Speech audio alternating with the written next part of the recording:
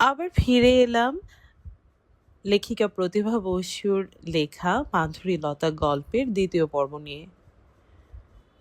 বেশ ব্যস্ততা যাচ্ছে, ক্লান্তিও বাসা বেঁধেছে, ঘুমে চোখটা একদম ফেটে যাচ্ছে। তবুও তারপরও মনে হলো নিজের উপর জোর খাটিয়ে যদি এই গল্পটা পড়ে শেষ না করি, হয়তোবা এটা অসম্পূর্ণই থেকে যাবে। এমনটা আর করতে চাচ্ছি না, তো দেরি না করে শুরু করছি। বাবা দেহান্তরিত হবার পরে কয়েকটা মাস যে কিভাবে কেটেছিল আমি জানি না। কিভাবে চলবে, কি করব, কেমন করে থাকবো, কিছুই বুঝতে পারছিলাম না। একদিন দেখলাম তিনি নেই বলে কিছুই থেমে নেই, আমার জীবনও নয়। যে বাড়িতে ছিলাম সে বাড়িতেই আছি, বাবার ঘরখানাতে আমার নিবাস। অন্য ঘর দুখানাতে এক দক্ষিণ ভারতীয় দম্পতি এলো, সবই রজতের বন্দোবস্ত। পড়া ছেড়ে দিয়ে একটা চাকরিতে ঢোকার চেষ্টা করলাম, নইলে খাবো কি। রজত চায়নি, বলেছিল কোনো রকমে বিয়েটা পাশ করে নাও, আমি যেভাবে পারি চালাবো। এই কথার উত্তরে আমার অনেকগুলো কথা বলবার ছিল, বলতে পারলাম না। চুপ করে থেকে বললাম, তা হয় না। বলল, কেন হয় না?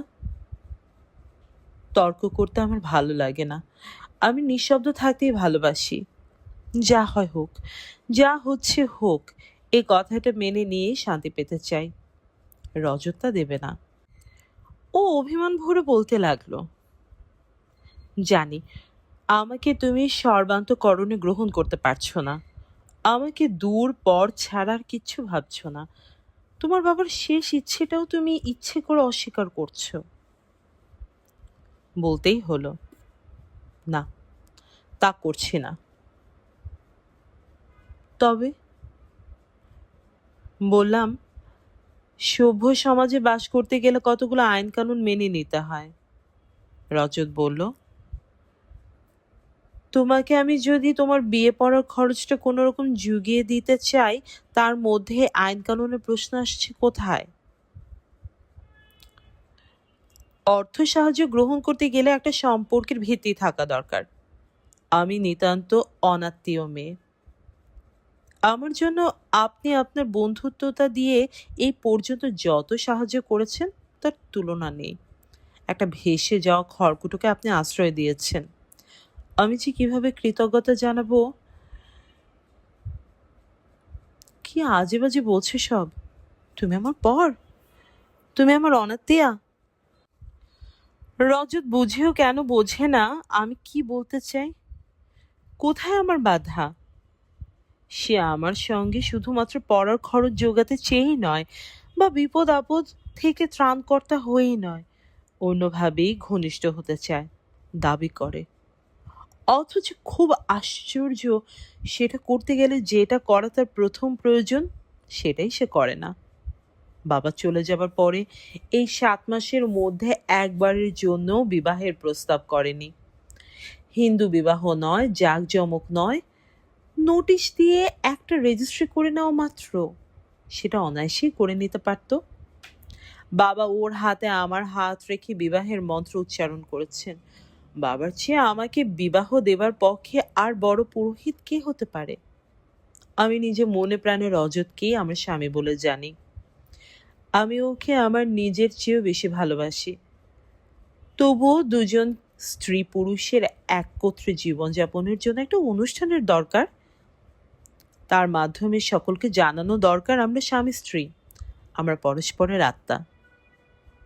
সভ্য জগতে যেমন মানুষ ইচ্ছে হলে বিবস্ত্র হতে পারে না, খুন করতে পারে না, তাহলে আইন তার শাস্তি বিধান করে, তেমনি অবিবাহিত স্ত্রী পুরুষ একত্রে থাকলে তারা স্ত্রী পুরুষই থাকে, স্বামী স্ত্রী হয় না।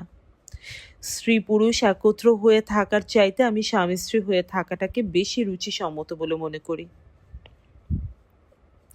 প্রত্যুত্তরে এত কথা না বললেও যতটা বললাম, বক্তব্য খুব অস্পষ্ট রইল না।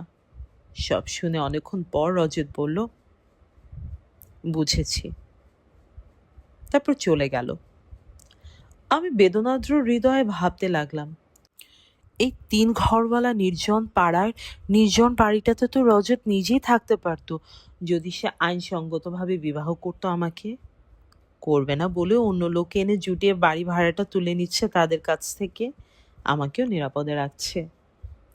বিবাহে ওর অসুবিধা আছে আমি জানি, কিন্তু খুব অসুবিধা আছে কি? স্বল্প মেয়াদে অধ্যাপনার কাজটা চলে গেলেও ওর মতো যোগ্য লোক নিশ্চয় বসে থাকবে না।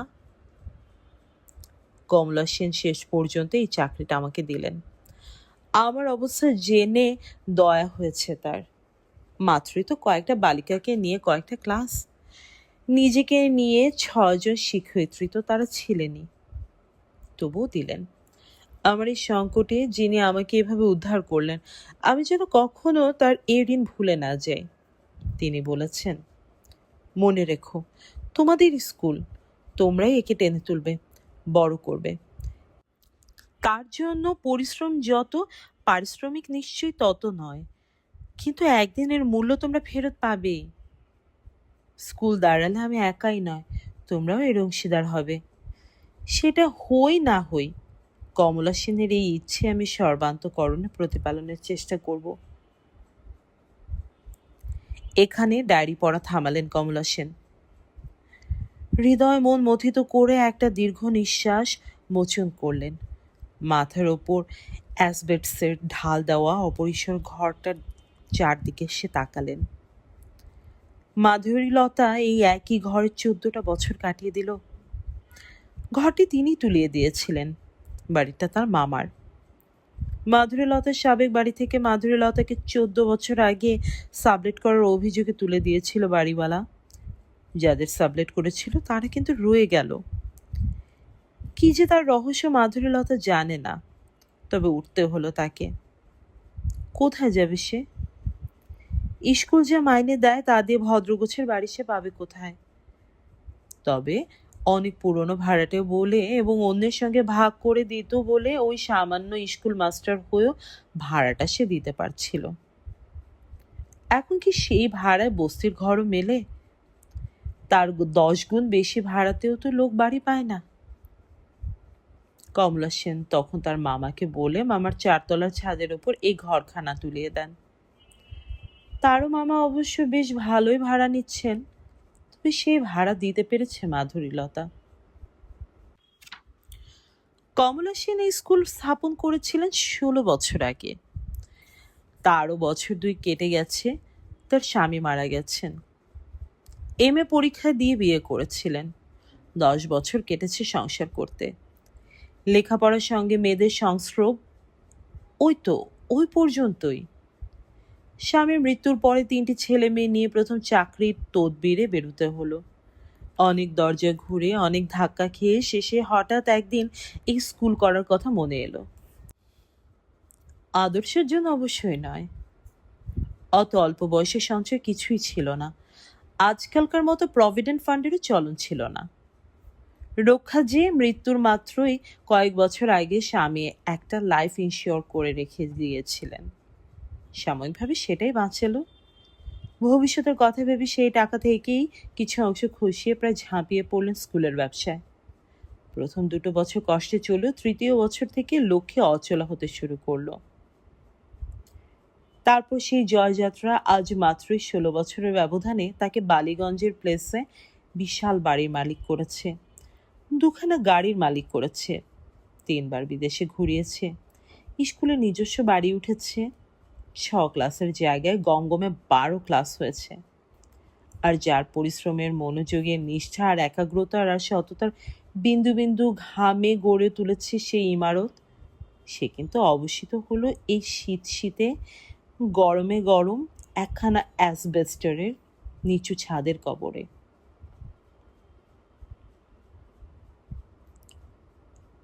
সহসা কেমন এক অভাবনীয় লজ্জায় মাথা অবনত করলেন কমলা সেন। নিজের কাছে নিজেই কৈফিয়ত দিলেন, মাইনে কি তিনি বাড়াননি? বেশ বাড়িয়েছেন। একজন আয়ে পাশ মেয়ের পক্ষে যতটা বাড়া সম্ভব ততটাই বাড়িয়েছেন। তার করুণাতেই এই চাকরিতে মাধুরীলতা বহাল থাকতে পেরেছে। নইলে এখনকার নিয়মে তার তো মাস্টার করার যোগ্যতাই নেই। তবু তিনি রেখেছেন।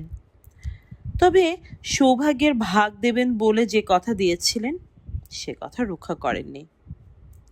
সুন্দর মেয়ে, স্বাস্থ্য ভালো, ভালো ইংরেজি জানে, সাংঘাতিক অঙ্ক বোঝে, ম্যাট্রিকের 3টে লেটার পেয়েছে, আইএতে 70% নম্বর পেয়েছে, দারুণ ইন্টারভিউ দিয়ে 2 জায়গা থেকে 2টো ভালো চাকরির অফার পেয়েছিল।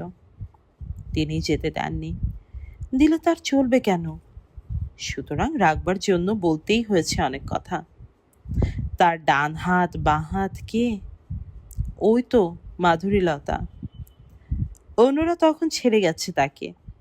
বছরের শেষে যে হিসাব দেখিয়ে তিনি তাদের মাইনে বাড়াতে পারছেন না বলে হাহুতাশ করেছেন, সেই হাহুতাশে তারা বিচলিত হননি।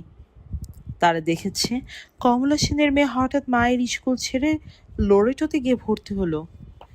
ছেলে দুজন তীর্থপতি থেকে সেন্ট জেভিয়ার্সে গেল, আর তিনি বাড়ি বদলে ছোট ফ্ল্যাট ছেড়ে বড় ফ্ল্যাটের বাসিন্দা হলেন। তখন আর তারা 55 টাকা মাইনেতে উদয়াস্ত খাটতে রাজি হলো না।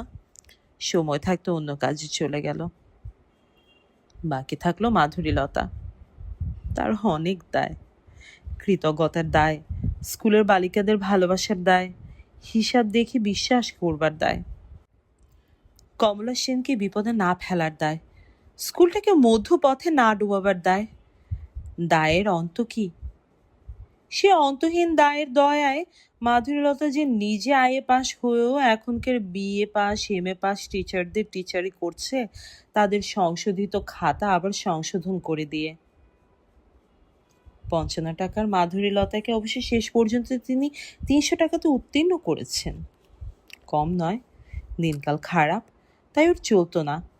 তাও তো বাড়িয়ে বাড়িয়ে মামা যখন ঘরের ভাড়া 40 টাকা করে দিলেন, তিনি অমনি এসে 3 টাকা কমিয়ে 37 টাকা করলেন। 3 টাকায় বা কম কি? তবু যে তার চলতো না এবং শেষ দিন পর্যন্ত এই অ্যাসবেটসের নিচু চালা থেকে আর বেরোতে পারলো না, সে দোষ কি তার? তবু কেন যে চোখ ঝাপসা হয়ে যাচ্ছে কে জানে। তিনি আবার ডায়েরির পাতায় দৃষ্টি নিবদ্ধ করলেন। রজত বলছে, কালীঘাট। আমি বলছি, ওইসব কালীঘাট টালীঘাট আমার ভালো লাগে না, খুব বিশ্রী লাগে। রজত বলল, তোমার যত বিশ্রী লাগে তার চেয়ে দ্বিগুণ বিশ্রী আমার লাগে। কিন্তু তোমার সংস্কার তো তুমি ছাড়ছ না। তুমি তো জানো আমার বাড়ির অবস্থা। তারা এ বিয়ে কখনোই মেনে নেবেন না। আমার অবস্থাও জানো। আমি কি সবই তোমাকে বিস্তারিতভাবে বলিনি? বলেছ, কিন্তু আমি তো কোনো উৎসবের কথা বলছি না। তোমাদের বাড়ি এ বিয়ে মেনে নিন তাও বলছি না। হিন্দু বিবাহের 59 কথা বলছি না। শুধু বলছি, তুমি কি আমার ভালোবাসা সন্দেহ করো? দুজন স্ত্রী পুরুষের যুগল জীবনের জন্য তাদের ভালোবাসাটাই কি সবচেয়ে জরুরি দলিল নয়? নিশ্চয়। তবে সেটাকে কেন বড় করে দেখছো না? সেটাই সবচেয়ে বড়। যদি সেটার অভাব ঘটে, আমি মিথ্যার আশ্রয় নিয়ে সেখানে একদিনও থাকবো না। কিন্তু আমার তত মনোবল নেই যে সমাজকে অগ্রাহ্য করে কোনো পুরুষের সঙ্গে অবিবাহিত অবস্থায় একত্রে বাস করব। এবং সবাই আমাকে এক মনে রক্ষিতা হিসেবে গণ্য করলেও গ্রাহ্য করব না। তাছাড়া এই স্কুলেও চাকরিটা যাবে আমার। বেশ তো, সেজন্যই তো বলছি, চলো নববিষ্ণু করে লোক দেখানো বাজে কাজটা অথবা সংস্কারাচ্ছন্ন মনকে চোখ ঠাড় দেওয়াটা কালীঘাট থেকে সেরে আসি। রেজিস্ট্রি করতে বাধা কোথায়? সেটা তো বেশ ভদ্র। রেজিস্ট্রি? না, কোনো বাধা নেই। তোমাকে পাবার জন্য কোনো বাধাই আমার কাছে বাধা নয়। তবে তাহলে সত্য কথাটা বলি, ইউরোপের কোন একটা বিশ্ববিদ্যালয়ে আমি খুব ভালো একটা স্কলারশিপের জন্য আবেদন পাঠিয়েছি। জানি তো, এটা সেটা নয়। তার চেয়ে অনেক অনেক ভালো, কিন্তু এটার মধ্যে একটা শর্ত আছে, আবেদনকারীকে অবিবাহিত হতে হবে। তবে কালীঘাটেই বা যেতে চাইছো কেন? উম, আমি আর কি করে বোঝাবো যে আমি আর থাকতে পারছি না তোমাকে ছাড়া, এবং তুমি বিবাহের ভরণ ছাড়া আমাকে গ্রহণ করবে না। তাহলে কি এটা ভেবে নেব যে কালীঘাটের বিয়েটা সহজে অস্বীকার করতে পারা যাবে বলেই সেখানে যাওয়া, আর রেজিস্ট্রি করলে প্রমাণ লোপ করা কঠিন হবে তাই? হঠাৎ আমার কান্না চলে এলো। আমি মনে করি না প্রেম বা ভালোবাসা এমন একটা জিনিস যেটা হিসেব মেনে চলে। কোথায় কবে একটা ভালো পার্থিব বিষয় লাভ করব, সেজন্য অপার্থিবকে এমন গণ্ডিবদ্ধ করে দেখব যে আমি কল্পনা করতে পারি না। আমি হলে সব ভাসিয়ে দিতাম। কিসের উচ্চাসা, কিসের ধন রত্ন, চাকরি, খ্যাতি, বৃত্তি, কিচ্ছু না সেখানে। নিজেকে সামলাতে পারছিলাম না। হঠাৎ রজত আমার হাতে হাত রেখে বলল, চলো। বললাম, কোথায়? নোটিশ দিয়ে আসি। সত্যি, আমি বড় ছেলে মানুষই করছিলাম। তোমার বিনিময়ে আমি স্বর্গও চাই না। এ কথায় আমি ব্যাকুল হলাম। এই প্রথম স্বেচ্ছায় আমি তার নিবিড় সান্নিধ্যে আত্মসমর্পণ করে সর্বতোভাবে উৎসর্গ করলাম নিজেকে। সুখ সুখ সুখ, এত সুখ কি আমার সইবে? আমাদের স্কুলটা কিন্তু আস্তে আস্তে সত্যি বেশ বড় হয়ে উঠছে। আমার গর্ব হয়। মনে পড়ে যখন হঠাৎ দুটো ভালো ভালো চাকরির অফার এলো, একটা বাবার আপিসে বাবার কন্যা বলে, আর একটা কোনো বিলিতি ফার্মের রজতের সুবাদে। শুনে কমলা দিয়ে আমার হাত ধরে বলেছিলেন, স্কুলটা সবে দাঁড়াচ্ছে, এই সময় তুমি ছেড়ে যেও না। তোমার বুদ্ধি, পরামর্শ, সাহায্য এখন আমার আরো বেশি দরকার। তুমি স্কুলের প্রাণ। তুমি চলে গেলে একা এই স্কুল রক্ষা করা আমার পক্ষে অসম্ভব। দেখলে তো, লীলা, অমিয়া, রেখা, যুথিকা চারজনই কেমন একযোগে রেজিগনেশন দিয়ে ষড়যন্ত্র করে চলে গেল। তুমি গেলে আমি ডুবে যাব। স্কুল দাঁড়ালে তোমার কি টাকার অভাব হবে? তখন বাড়ি গাড়ি সব হবে তোমার, এই স্কুল থেকেই হবে। তুমি তো আমার কর্মচারী নও, তুমি স্কুল, তোমারই স্কুল। স্কুলে যদি আমার কোনো অংশ থাকে, তবে তার অর্ধেক তোমারও নিশ্চয়ই। বাড়ি গাড়ি অংশ এসব কিছুর কথা আমি কখনোই ভাবিনি। ভেবেছি চেষ্টাটা সার্থক হোক, স্কুলটা দাঁড়াক। কম কাণ্ড তো আর করতে হয়নি। বাড়ি বাড়ি ঘুরে ইন্স্যুরেন্সের দালালের মতো মেয়ে জোগাড় করা থেকে শুরু করে ওর কাছে ডোনেশনের চেষ্টা, ছাত্রীদের নাচ গান দেখিয়ে টাকা তোলার জন্য টিকিট বিক্রি, সুভিনিয়র বিজ্ঞাপন ভিক্ষা। উফ, কি চূড়ান্ত খাটুনি! না, কমলাদি না বললেও সামান্য কয়েকটা বেশি টাকার লোভে আমি এই কাজ ছাড়তাম না।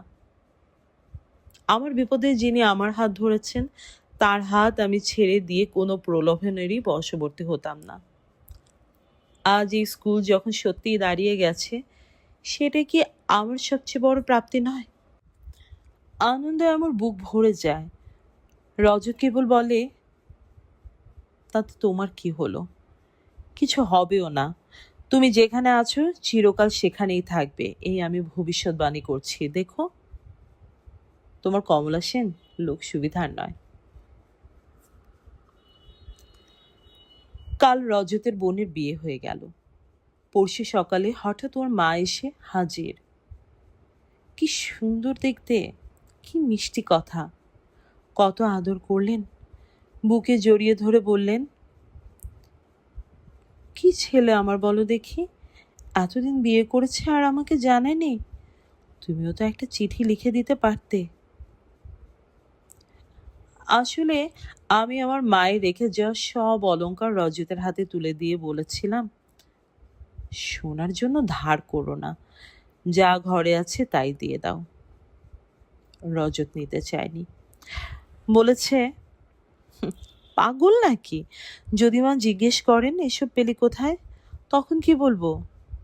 আর তোমারটা আমি ওকে দেবই বা কেন? আমি বললাম, আচ্ছা, তোমার বোন কি আমার বোন নয়? আর মাকে বলবে অন্য একজনের অলংকারের মজুরি না নিয়ে শুধু সোনার দামে শ্যাকরার কাছ থেকে কিনেছি। আমি কি মিথ্যে বলবো? অগ্রাহ্য করে চলে গিয়েছিল। কিন্তু সেদিন পর্যন্ত যখন চাহিদা পূরণের মতো অর্থ সংগ্রহ করতে পারল না, তখন বাধ্য হলো নিতে। আর কারো কাছে নয়, শুধু মাকেই বলেছিল এই গহনা ওর স্ত্রীর। মা সঙ্গে সঙ্গে চলে এসেছেন। খুব ভালো লাগলো ওদের বাড়িতে গিয়ে। এরকম লুকানো বিয়ে নিয়ে যতটা ঝড় উঠবে বলে ভয় পাচ্ছিলাম, তা কিন্তু হলো না। রজত বেশ অবাক হলো, নিভৃত হয়ে বলল, এর কারণটা কি জানো? ওই টাকা, তোমার গহনার ওজন। আমি রাগ করলাম, তোমার মনটা খুব ছোট, কেবল লোকের দোষটাই দেখতে পাও। রজত বলল, না মাধু, না, আমি সব বুঝতে পারি। প্রায় ১.৫ বছর বিয়ে করেছি, অথচ স্ত্রীকে আলাদা বাড়ি করে সুখে না রেখে টাকা পয়সা সব তুলে দিয়েছি তাদের হাতে। তবু সেই স্ত্রী কোনো দাবি করেনি, রাগ করেনি, প্রভাবিত করেনি, আবার নিজের অতগুলো সোনা অকাতরে তুলে দিয়েছে। যাকে ভদ্রলোকের মতো যে ব্যবহার করেছে তাতেই আমি খুশি। একসঙ্গে তো আর থাকছি না। আদর করে বলল, আমার সোনামণিকে কি কেউ পছন্দ না করে পারে? ভালো না বেসে পারে? অতি বড় পাষণ্ডও তো তাকে দেখে গলে যেতে বাধ্য। আমার বুকটা সুখের বেদনায় ভারী হয়ে যায়। ভগবানের পরিমিতি বোধের কি সীমা আছে? পিতৃমাতৃহীন শূন্য হৃদয়টা কেমন কানায় কানায় ভরিয়ে দিলেন। রজতের মা বলেছেন, এবার একটা অনুষ্ঠান করে আমাদের নীরব বিবাহটাকে সরব করে তোলা হোক। আত্মীয় পরিজন বন্ধু বান্ধব সকলে আসুক, আনন্দ করুক, তারপর ঘরের বউ ঘরে আসুক। রজত বলেছে, মায়ের সব কথাই ঠিক, কেবল ঘরের বউ ঘরে আসুক কথাটা বাদে। আমি বলি, কেন? পাগল নাকি? ভুরু কুচকিয়ে হাতা দিয়ে হাওয়া তাড়ায় রজত। ও বাড়িতে গেলে তোমার যা স্বভাব, শেষে ওই কাপড় কাচা বাসন মাজার লোক হয়েই দিন কাটাবে। নিজের হয়ে কি জীবনে একটা কথা বলতে পেরেছো কখনো? আমি হেসে বললাম, আমি না পারি, তুমি তো পারো, আমার হয়ে তুমিই বলবে। রজত বলে, আর ওই যৌথ পরিবার হট্টগোলের ভেতর আমি নেই বাপু। জ্যাঠামশাইয়ের বড় ছেলে মোটু চাকরি পেয়েছে, ছোট কাকামণি তো জামশেদপুর চলে যাচ্ছেন। কাজে এখন আমার নিজের মা বাবার দায় দায়িত্ব ছাড়া আর কিছু থাকার কথা নয়। মিঠুর বিয়ের জন্য অপেক্ষা করছিলাম, সে তো হয়ে গেল। তারপরে হঠাৎ জড়িয়ে ধরে, আমার লক্ষ্মী রানী, আমার সোনামণি, তোমার জন্য, সব তোমার জন্য এমন সহজে হতে পারলো। তোমার মতো সরল আর উদার মন না হলে আমি কি কখনো বিয়ে করেও বউকে এভাবে রাখতে পারতাম? বউকে না দিয়ে পরিবার পোষণ করতে পারতাম? মিঠুটাকে তো আমার আরো পড়াবার ইচ্ছা ছিল, কিন্তু ওর একেবারে মন নেই জানো। বলতে গেলে মেরে কেটে ম্যাট্রিকটা পাশ করানো গেছে, তাও আমার তাড়নায় বকাবকির চোটে। বাবার চিকিৎসার জন্য অনেক ধার হয়েছে, তার উপর একজন মাস্টারও রেখে দিয়েছিলাম ওর জন্য পরীক্ষার আগে। নিজেও পড়িয়েছি। আমার আর এনার্জি নেই। তাছাড়া দায়িত্ব থেকেও মুক্তি চেয়েছি। যদি এমন হয় যে সত্যি কোনো স্কলারশিপ পেয়ে যাই, চলে যেতে হয় বাইরে, মা কি মুশকিলে পড়বেন ভাবো তো। এই অমনোযোগী মেয়ে আর পঙ্গু স্বামী নিয়ে, বাবা, মা তো আমাকে নির্ভর করেই বসে আছেন। মাকে রজত খুব ভালোবাসে, খুব ভাবে মায়ের কথা। যাদের সাবলেট করেছে সেই দক্ষিণ ভারতীয় দম্পতিকে বলেছে অন্য বাড়ি খুঁজে নিতে। ঠিক করেছে মা বাবাকে নিয়ে এখানে সে এ বাড়িতে থাকবে। আমিও তাই বলেছি। এ বাড়ি ছেড়ে অন্য কোথাও যাব এ কথা ভাবতে আমার বুক ফেটে কান্না আসে। এ বাড়িতে আমার মা ছিলেন, আমার বাবা ছিলেন। ভাগ্য যখন দয়া করে এমনি ভাবেই করে। দিল্লিতে খুব ভালো একটা কাজ প্রায় ঠিক হয়ে এসেছে রজতের। প্রথম ও একা যাবে, বাড়ি ঠিক করে এসে আমাকে নিয়ে যাবে, একটু গুছিয়ে নিয়ে তারপর মা বাবাকে নেবে। ততদিনে আলাদা টাকা পাঠিয়ে দিবে। এই ঘরটা আমাদেরই থাকবে যেমন এখন আছে।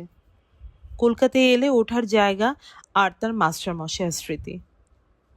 বলছে দিল্লিতে গিয়েই আমাকে বিএ ক্লাসে ভর্তি করে দেবে। তখন আমার কোনো অজুহাত আর সে শুনবে না। রজতের একার উপার্জনেই আমাদের বেশ ভালো চলবে তখন। আমার কিন্তু বিদ্যাময় ছাড়তে ভীষণ কষ্ট হবে। কমলাদিকে একা ফেলে যেতে ভীষণ কষ্ট হবে। আমি জানি কমলাদির অনেক শত্রু। স্কুলটা দাঁড়িয়ে যাওয়ায় অনেকে অপ্রসন্ন। টিচাররা নিজেদের মধ্যে এমন কথা বলাবলি করেন যে তা শুনতে বেশ খারাপ লাগে। আমি কিন্তু এখনো আমার রেজিস্ট্রেশনের কথাটা কমলাদিকে বলিনি, কাউকেও বলিনি। কেউ বুঝতেও পারে না। ঠিক আগের মতোই থাকি তো। সিঁদুর পরি না, লোহা পরি না, পদবী সেই চৌধুরীই আছে। বুঝবে কি করে? যদিও সিঁদুর পরি না কথাটি ঠিক না। বাঁকা সিঁদুরটা সরালে দেখা যাবে মাঝখানটার সোজা সিথিটা লাল রেখায় রঞ্জিত। অবশ্যই এইসব শাখা সিঁদুরের সংস্কারে আমি যে খুব প্রভাবিত তা নয়, আমি মানি না ওসব। তবু যে একটা গোপন সিথিতে লাল রেখা আঁকি সেটা আমার শখ, সেটা আমার স্বাদ, আমার সুখ, আমার রজতের প্রতীক। যে রজত আমার প্রাণের অধিক প্রিয়, যে রজতের জন্য আমি সব সব সব করতে পারি। এখন রজত মোটামুটি আমার কাছে আমার ঘরেই থাকে। ওর বাড়ির লোকেরা জানবার পরে এই বসবাস অনেক সহজ হয়ে গেছে। পুরো মাঠের এক কোণে একটা নির্জন পাড়ার নির্জন বাড়ির নির্জন ঘরের কোণে এখন যে কত সুখ উপচে পড়ছে সে কথা কে জানে আমি ছাড়া। আর এই গোপন বিবাহের রোমাঞ্চ তো বড় মধুর, বড় ঘন। সাক্ষী সাবুদের স্বামী স্ত্রী হলে কি আর এটা থাকবে? কি জানি। তবু রজত এখন ভারী ব্যস্ত সেসব ভাবনা নিয়ে, উৎসাহে টকবক করছে। নিমন্ত্রিতদের সংখ্যা কেবল বেড়েই চলেছে। কি সুন্দর জীবন, কি সুন্দর পৃথিবী, কি করুণা ঈশ্বরের। মা বাবা, তোমরা আমাকে দেখতে পাচ্ছ তো? আমার অপরিমিত সুখ শান্তি দেখতে পাচ্ছ তো? আমার একখানা ঘরের অখণ্ড স্বর্গ দেখতে পাচ্ছ তো? গোল বেঁধেছে আমার থাকা নিয়ে। রজতের মা রজতকে বলছেন, এটা তোমার 3 পুরুষের বাড়ি, বউ নিয়ে তুমি আলাদা বাড়ি নেবে কেন? আমি বা এই বাড়ি ছেড়ে যাব কেন? 14 বছর বয়সে বিয়ে হয়ে আমি এখানে এসেছি। সুখ দুঃখে 40 বছর পার করছি। বলে কি ছেড়ে যাওয়া যায়? আমি গেলেও তোমার বাবা কখনোই যাবে না।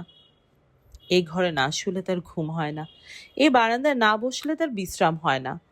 উপরন্তু এইরকম পঙ্গু মানুষ বেরোতে পারেন না, দুপা চলতে পারেন না, একটা ছোট ফ্ল্যাটের ভিতর কি করে থাকবেন? বাড়িটাতে তো জায়গার অভাব নেই, ঘরের সংখ্যাও কম নেই। কেন আপত্তি করছো থাকতে? মাধুরী তো এ বাড়িতে এসেই ওঠা উচিত। এটা আমাদের পৈতৃক বাড়ি। তাছাড়া 5 জনের সাথে মিলেমিশে থাকাটা কি অন্যায়? কত আদরের বউ আমাদের। তোমাদের জ্যাঠাইমা কত খুশি বউ আসবে বলে। কোন ঘরে থাকবে, কোন ঘর সবচেয়ে ভালো, সারা দিন কথা বলছে তাই নিয়ে। রজত ব্যঙ্গ করে বলে,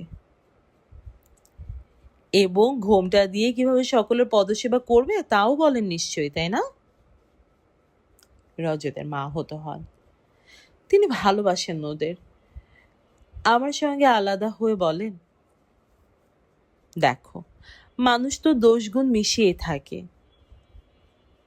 আমি জানি ওদের দৃষ্টিভঙ্গি অত্যন্ত সেকেলে। কি যে মানেন আর কি যে মানেন না তার ঠিক নেই। আমি যে বাড়ি থেকে এসেছি সে বাড়িতে এসব ছিল না। খুব কষ্ট হতো প্রথম প্রথম, খুব বিরক্ত হতাম, কিন্তু এখানকার লোক এরা সবাই খুব ভালো, ভালোবাসতে জানেন এরা। ওই রক্ষণশীল ছুচিবাই নিয়েই অনেক আধুনিক মানুষের চেয়ে উদার। রজত বোঝে না সেটা। আমি তো বলি, বরং তোমার মতো একটা মেয়ে পরিবারে ঢুকলে ওদের অনেক সংস্কার কেটে যাবে। ঘরের বউ চাকরি করবে, এটাও তো ওদের কাছে অত্যন্ত গর্হিত। কিন্তু কেউ তো বলছেন না যে কাজটা তুমি ছেড়ে দাও। এটাও তো একটা উন্নতি, তাই না? আস্তে আস্তে অনেক কিছু গোড়ামি কমে যাবে। রজত বলে, চাকরি ছাড়তে বলবেন কেন? টাকা চেনেন যে, ভাবছেন ওই আয়টাও বেশ কাজে লাগবে। এককালে পয়সা কড়ি ছিল, এখনকার পড়ন্ত অবস্থাটা মেনে নিতে পারছেন না। জ্যাঠামশাই বরাবর বসে বসে খেয়েছে, বাবা তবু মাঝে সাঝে এটা ওটা করেছেন। আমি রজতকে এখানেই থামিয়েছি। পরিবারের প্রতি ওরই অবহেলা, তুচ্ছ তাচ্ছিল্য, বলা যায় প্রায় ঘৃণা, আমার খুব খারাপ লাগে। পরিবারের প্রতি এই বিদ্বেষ, ভালোবাসার অভাব, এসব ওর একারই নয়। আমি দেখেছি অনেক ছেলেমেয়ের মধ্যে এখন এটা বেশ প্রবল। স্কুলের সূত্রে বিভিন্ন জায়গায় যেতে হয়, শিক্ষকতার সূত্রে অনেক বাচ্চা ছেলেমেয়ের যুবক পিতার সাথে কথা বলতে হয়। রজতের কথার প্রতিধ্বনি অনেকের মধ্যেই শুনতে পাই। আমার মনে হয় মানুষ বড় স্বার্থপর হতে যাচ্ছে, নিতে রাজি, দিতে রাজি নয়। আমি নিজে ওদের পরিবারের মধ্যে গিয়ে থাকতে চাই। রজত মারাত্মকভাবে বিরোধী। জানি না শেষ পর্যন্ত কি হবে। বেশ একটা উৎসবে সাড়া পড়ে গেছে ওদের বাড়িতে। সবাই খুশি, সবাই উৎসাহী, কিন্তু আবার গন্ডগোল। ওর জ্যাঠামশাই ঠাকুর পুরুত ডাকবার ব্যবস্থা করেছেন, আর রজত তুমুল করছে তাই নিয়ে। আমার এত খারাপ লাগে, কাগজের বিয়েটাকে উনি বিয়ে বলেই ভাবতে পারছেন না। বলছেন বাড়ির প্রথম ছেলের বিয়ে, ঘটাপটা না করলে চলবে কেন? আর বিয়ে বলে কথা, এ হলো বিধির নির্বন্ধ, এখানে ওসব ফাঁকি চলবে না। আমি যা তা পুরুত আনবো নাকি? উমাপ্রসাদ শাস্ত্রী মশাইকে নিয়ে আসবো মন্ত্র পড়াতে। আর নিমন্ত্রণ আমন্ত্রণে যা তালিকা করেছেন তা দেখে তো সকলেরই চক্ষু স্থির। যাকে শেষ রক্ষা হলো। জ্যাঠামশাইয়ের বড় মেয়ে এসে গেছেন মুর্শিদাবাদ থেকে। উনি এসে সব দায় দায়িত্ব নিজের হাতে নিয়েছেন। আমি দেখিনি মহিলাকে। ও বাড়িতে তো এখন যাওয়াই নিষেধ। জ্যাঠামশাইয়ের সেটা পছন্দ নয়। তার মতে সঠিকভাবে বিবাহ না হওয়া পর্যন্ত আমি কুমারীই আছি। কুমারী ছাড়া আর কি? এখনো তো পদবী পরিবর্তন হয়নি। তবে সুতরাং এখন আমার ওখানে না যাওয়াই ভালো। আত্মীয় স্বজনরা দেখলে বা শুনলে নিন্দে করবে। সমাজের একটা আইন আছে তো, তাই না? রজত বলছে, ভাগ্যিস যেতে বারণ করেছেন, নইলে এখন থেকে বউগিরি করতে করতে মরে যেতে। বড়দি এসে পড়েছেন, বড়দি ঠিক ট্যাকল করতে পারেন জ্যাঠামশাইকে। আমার জ্যাঠামশাই আমার বাবার থেকে 13 বছরের বড়। জ্যাঠামশাইয়ের পরে দুজন ভাই মারা গেছেন, তারপর পিসিমা, তারপর বাবা আর কাকা। মস্ত পরিবার বানিয়ে দাদু যখন প্রস্থান করলেন, তখন অবশ্য জ্যাঠামশাই দেখাশোনা করেছেন সকলকে। অবশ্য পয়সা কড়ি ছিল, জমি জায়গা বিক্রি করে ভাইদের লেখাপড়া করাতে পেরেছেন, বোনেদের বিয়ে দিতে পেরেছেন। কিন্তু নিজেও তো বিয়ে করে বসেছেন ততদিনে। জমিদারের ছেলে, খাওয়া পড়ার তো অভাব নেই, বিয়েটাই আসল কর্ম। কি বিশ্রী, কি বিশ্রী। দেশে ছিলেন তখন, তারপর পালালেন পাকিস্তান হবার পরে। তবে এটা ঠিক, নিজের বলে কিচ্ছু রাখেননি তিনি। না জ্যাঠামশাই, না জেঠিমা। তাদের কাছে ভাই বোন, মা, ভাই বোনদের সন্তান সন্ততি ছিল সব। জেঠিমা বড় লোকের মেয়ে, তার বাবা তাকে বাগবাজারে মস্ত এক চক মিলানো বাড়ি যৌতুক দিয়েছিলেন। বাবা কাকাদের মানুষ করতে সেই বাড়িটাও কিন্তু জ্যাঠামশাই বিক্রি করে দিলেন। ভবানীপুর তখন জঙ্গল, কে আসে এখানে? তাই শহরের বাড়ি বেশি দামে বেচে চলে এলেন এই ভবানীপুরের গ্রামের বাড়িতে। এটা আমাদের সকলের। এটা আমার দাদু বাবার আমলের বাড়ি। এরপরেও রজত যে কেমন করে ওর জ্যাঠামশাইকে অবলীলাক্রমে নিন্দে করে আমি কিন্তু বুঝি না। জ্যাঠামশাই যে শুধু তার স্ত্রীর বাড়ি বিক্রি করে ভাই বোন মাকে রক্ষণাবেক্ষণ করেছেন তাই নয়, জেঠিমার গয়নাও নাকি গেছে অনেক। রজত বলে, কাজকর্ম না করে বসে খেলে ওরকমই তো হয়। আশ্চর্য, কিভাবে উনি কাজ করবেন, পাবেন কোথায়? ম্যাট্রিকও তো পাশ করেননি। তাও তো খুঁজে খুঁজে কতবার কত জমিদার সেরেস্তায় গোমস্তা হয়েছেন। নিজেদের জমিদারি হারিয়ে অন্যের জমিদারিতে কর্মচারী হতে নিশ্চয়ই তার অপমান বোধ হয়েছে। তারপর এক দেশ থেকে আরেক দেশে উচ্ছিন্ন হয়ে চলে আসা কি সহজ কথা নাকি? এসব কিন্তু রজতে আমাকে বলেছে, বেশ সপ্রশংসা ভাবেই বলেছে। কিন্তু সবকিছু শেষে ওই অদ্ভুত এক পরিবার বিদ্বেষে আচ্ছন্ন হয়। মেয়েদের পর্দা প্রথা থেকে শুরু করে জাত বিচার, হাঁচি, টিকটিকি, পাঁজি সবজি ওরা মানেন, সেটাই হয়তো ভুলতে পারে না। বলে, জানো, ছেলের বয়সে ব্রাহ্মণ হলেও তার পায়ে মাথা ঠুকতে তাদের আপত্তি নেই। তারা যে ব্রহ্মার মুখ থেকে বেরিয়েছে। এইসব কিছুতেই ও মেনে নিতে পারে না। দাদার প্রভাবে রজতের বাবা কাকাও একই রকম, শুধু মাই ব্যতিক্রম। আরে বর্দি, পরিবারে বর্দির খুব প্রতাপ। বড় মেয়ে তো, বুদ্ধিও খুব, ব্যক্তিত্বও খুব। লেখাপড়া না শিখলে কি হবে, নিজের মনোবলেই বলিয়ান। রজত বড়দিকেই ধরেছে যাতে এই ফার্সগুলো না হয়। তাকে কেটে ফেললেও সে নির্বোধের মতো মুকুট মাথায় দিয়ে কোনো গ্রহণ করবে না। উপরন্তু যেখানে 14 মাস আগে একটা আইনগত বিবাহ সাঙ্গ করা হয়েছে, সেখানে এসব। বড়দি বলেছেন, তুই ভাবিস না, সব আমি ঠিক করে দেব, তবে তোকে একটু কৌশল করতে হবে। কি? লক্ষ্মী ছেলে হয়ে থাকবি, যেন ভাজা মাছটি উল্টে খেতে জানিস না। এই যে এই যে সবটাতে তিরিং বিরিং করিস না, ওটাই বাবা কাকাদের বেশ চটিয়ে দেয়, বুঝলি? আমি আর মণিমা যা করার তাই করব। মণিমা কিন্তু রজতের মাকেই ডাকেন। ঠিক আছে। বর্দির উপর রজতের অখণ্ড বিশ্বাস। আরো একটা কথা বর্দি, নিমন্ত্রিতদের তালিকা ছাঁটাবে। চিনি না জানি না কোথাকার কতগুলো পেটুক আত্মীয় এসে বসে যাবে ভোজে, তারপর সেই পেট ভরে খেলে করলে নিন্দে, বাড়ি ফিরে গিয়ে ভজ গোবিন্দে করবে। এসব আমি সইতে পারবো না। ঠিক আছে ঠিক আছে, তুই চিংড়ি মাছের মতো করিস না তো, তাহলেই হবে।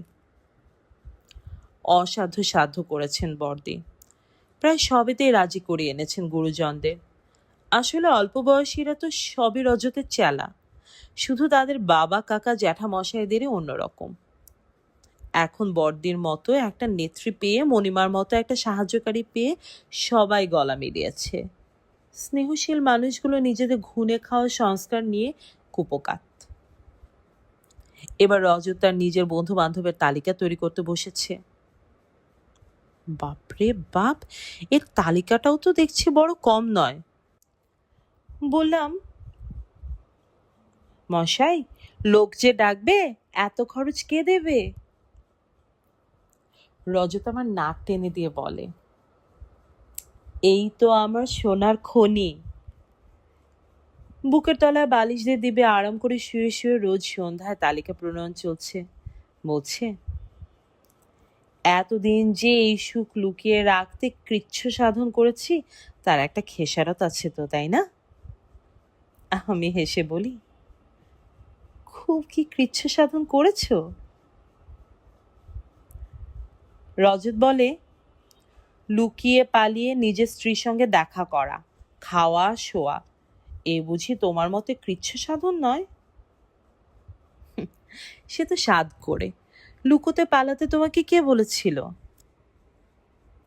কে যে বলেছি এটাই তো ঠিক জানি না, তবে একটা কারণ তো তোমাকে বলেছি, ও বাড়িতে নিয়ে গিয়ে তোলা যাবে না। নিজে বাড়ি ভাড়া করে স্ত্রী নিয়ে বসবাস করবো তেমন সঙ্গতি আমার তো ছিল না। যত পাষণ্ডই ভাবো, তত পাষণ্ড হলে অবশ্য সবাইকে ছেড়ে তোমাকে নিয়ে আলাদা হতে পারতাম। ওদের এমন অবস্থা, সেটা কিছুতেই পেরে উঠিনি। ভেবেছি তোমার তো একটা চাকরি আছে, নিজেকে তো চালাতে পারছো, আমি যতটুকুই করি না কেন তাতেই চলে যায়। ওদের তো চলতো না। কিন্তু তুমি যে আমাকে সেজন্য একদিনের জন্য কখনো দোষ দাওনি, তার জন্য তো আমি কত কৃতজ্ঞ। থাক থাক, আর বেশি ভদ্রতা করতে হবে না। আমি ওর মুখে হাত চাপা দিলাম। ও সেই হাতে চুম্বন করে বলল, পুরুষ অনেক সময় দুটো বৃত্তিতে ভোগে, একটা তার দম্ভ, অন্যটা তার উচ্চাভিলাষ। আমার ভেতরে এই দুটো রিপুই বেশ প্রবল। ভেবে দেখেছি একটা আর একটার এপিট ওপিট। দম্ভ রক্ষার জন্য উচ্চপুচ্ছ হবার বাসনা জাগে, আর উচ্চাভিলাষী হলে দম্ভ আশ্রয় করে। তার সঙ্গে বিয়েটা গোপন রাখার সম্পর্ক কি? বিয়ে করে স্ত্রীর সঙ্গে স্ত্রীর উপার্জন ভাগ করে স্ত্রীর বাড়িতে থাকছি, এটা প্রকাশ করা আমার মতো দাম্ভিকের পক্ষে সম্ভব ছিল না। আমি নিজে বাড়ি নেব, স্ত্রী সেখানে গৃহিণী হয়ে থাকবেন, এই অবস্থাটার জন্যই আজ এই দীর্ঘ অপেক্ষা। মিঠুর কিছু না হওয়া পর্যন্ত আমি সেটা পারছিলাম না। এখন মিঠুরও বিয়ে হয়ে গেল, ওরাও প্রায় অপ্রত্যাশিতভাবে মেনে নিলেন তোমাকে। এখন আমি মুক্ত। এই দক্ষিণ ভারতীয় দম্পতি উঠে গেলে আমি এই বাড়িটার ভাড়া নিজে দেব, অর্থাৎ দিতে পারবো। মাস্টার মশাই আমাকে বলেছিলেন বিবাহ করতে গেলে কয়েকটা জরুরি প্রশ্ন ওঠে। আমি বলেছিলাম জানি। তার প্রথম প্রশ্নটাই হচ্ছে টাকা। কথাটা সত্য।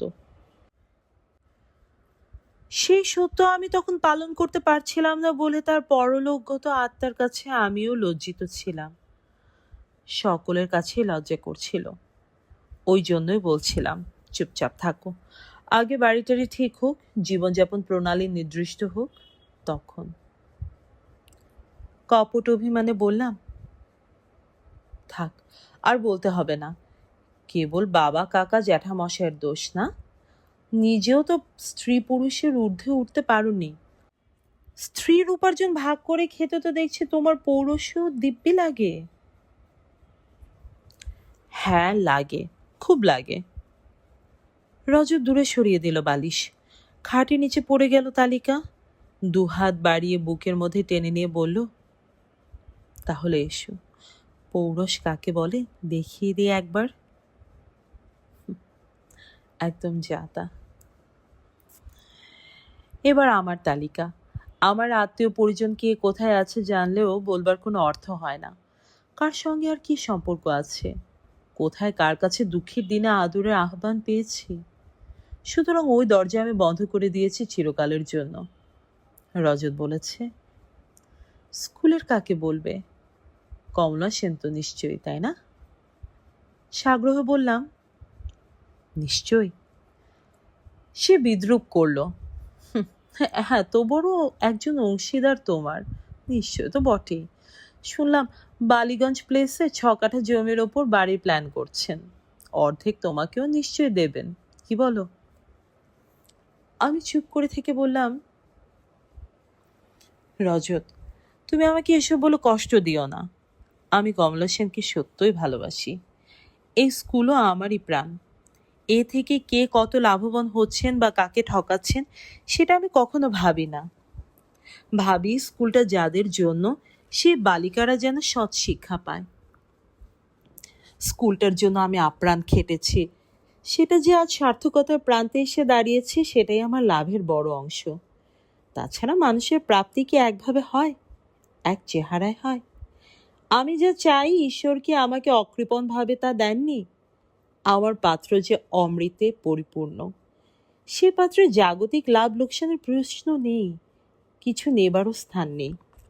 আমি তোমাকে পেয়েছি, আর কিচ্ছু চাই না। তুমি তো জানো কমলা সেন কত অল্প বয়সে কত দুঃখ পেয়েছিলেন স্বামী বিয়োগে। যদি এ পার্থিব অর্থ তাকে কিছু সুখ দেয় সে তো ভালো, আমি তো চাই সে সুখী হন।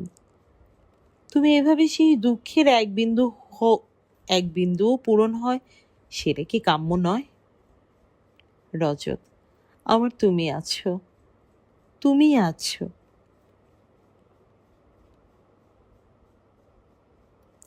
এখানে কমলা সেন আনমনা হলেন।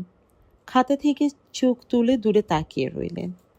মাথার উপর রোদ চড়ছে, অ্যাসবেস্টস গরম হচ্ছে, তিনি ঘামছেন, কিছু খেয়াল করছেন না। মস্ত এক প্রেক্ষাপটে স্বামীর মৃত্যুকাল দেখলেন। জামশেদপুর থেকে শিশুদের নিয়ে কলকাতায় আসছেন দেখলেন। ভাইদের বাড়িতে জায়গা হলো না, তাও দেখলেন। যিশু জীবনের মতো স্কুলের জন্মকাল থেকে ভাঁজে ভাঁজে তার শৈশব, কৈশোর, যৌবন ও পরিপূর্ণতাকে দেখলেন। তারপর চোখ ফিরিয়ে এনে নিঃশ্বাস মোচন করে আবার ডায়েরির পাতায় চোখ রাখলেন। আমাদের তালিকা শেষ। জ্যাঠামশাই বর্দির সব কথা মেনে নিয়েছেন। বর্দি বলেছেন, ছেলের বাড়িতে আবার মন্ত্র কি? ঠাকুর পুরুতদের ব্যাপার তো সব মেয়ের বাড়িতে। সে ওরা ওদের আত্মীয় স্বজন সাক্ষী রেখে যা করবার করে নিয়েছে।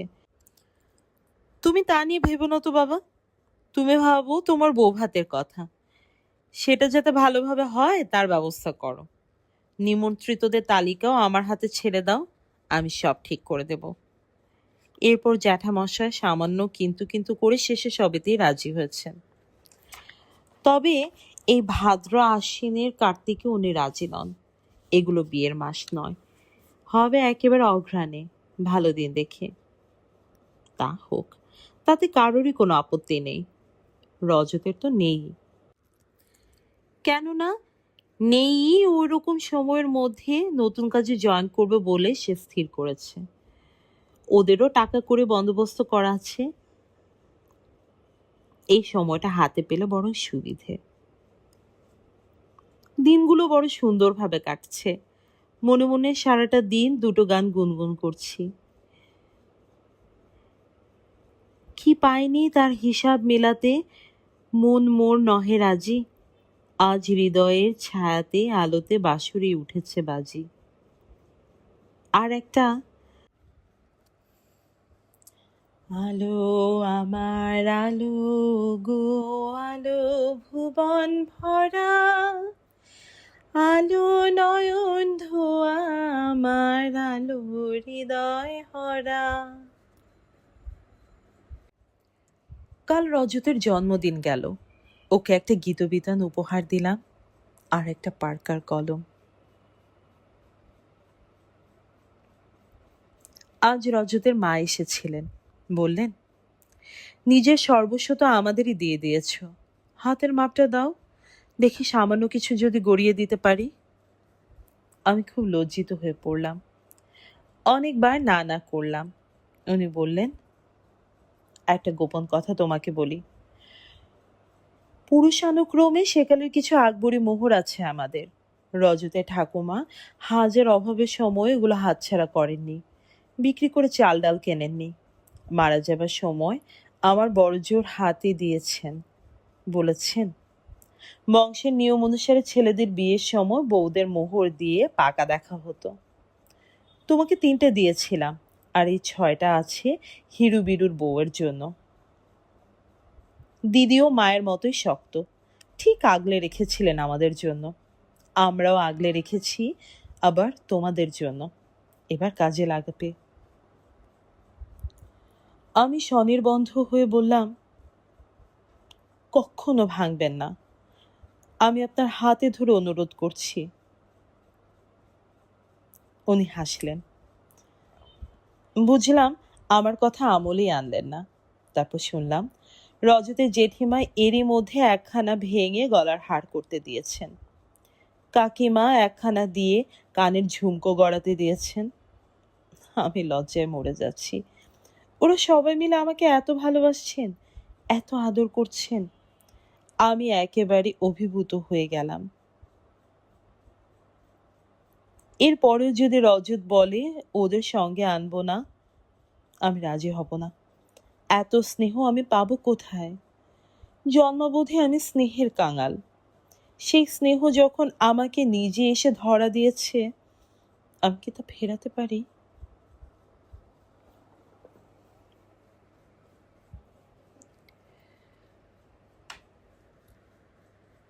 এখন আমি শেষ করছি মাধুরীলতা গল্পের দ্বিতীয় পর্ব। আমি চেষ্টা করব আগামীকাল গল্পের তৃতীয় এবং শেষ পর্বটি পড়ে শোনানোর। যারা ধৈর্য নিয়ে গল্পটি এখন পর্যন্ত শুনছো তাদের অনেক অনেক ধন্যবাদ আর অনেক অনেক আদর দিই। আর একটু ধৈর্য রাখো, আগামীকাল আমার শেষ পর্বটা পড়ে শোনাতে দাও। আমি বলে রাখছি, এই গল্পের শেষটা আমাদের মেয়েদের মনে অনেকখানি জায়গা দখল করে রাখবে।